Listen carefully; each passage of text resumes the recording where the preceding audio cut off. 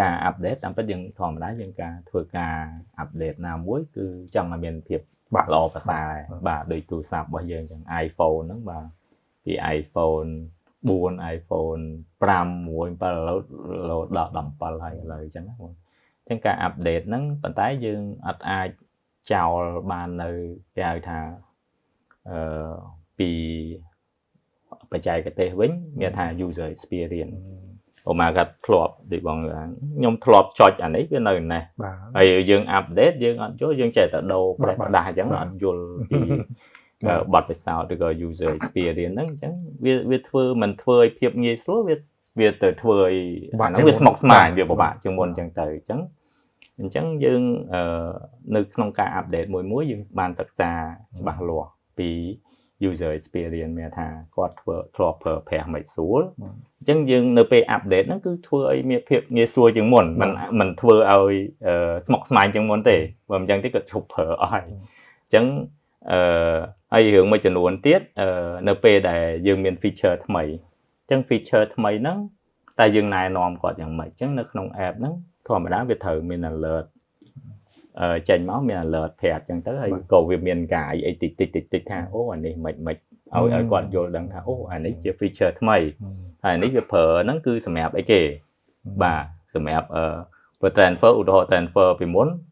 គាត់ចុចច្រើន click អីចឹងទៅឥឡូវយើងអត់បាច់នេះយើងក៏ចុចហើយយើងគ្រាន់តែ authenticate មួយ face មួយអីយើង live នេះអីចឹងទៅយើងទៅចឹងទៅឧទាហរណ៍បាទបើសិនជាចុះបើសិនជាគាត់អត់អាប់ដេតហ្នឹងវាជាលក្ខខណ្ឌតម្រូវរបស់គ្រឹះស្ថានហិរញ្ញវត្ថុឬក៏យ៉ាងម៉េចបើសិនជាគាត់អាប់ដេតគាត់ចង់ប្រើអាចារ្យនោះមានភាពងាយស្រួលចឹងតើសុខសុវត្ថិភាពនៃ mobile app នោះវាល្អសម្រាប់អតិថិជនសម្រាប់គាត់ទេអាប់ដេតមានពីរខ្ញុំចង់បញ្ជាក់មានថាទី1មានថាជាតកតងរឿង security ឬក៏ប្រព័ន្ធសុវត្ថិភាពរបស់នឹង Snow របស់mobile app ហ្នឹងបាទអញ្ចឹងបើជាឧទាហរណ៍ថា app របស់យើងដូច iOS យ៉ាង iOS វាអាចឡើង iOS version Android ក៏ដូចគ្នាត្រូវតែ keep on ឡើង version ប៉ុន្តែវាទៅលើប្រព័ន្ធ security ទេ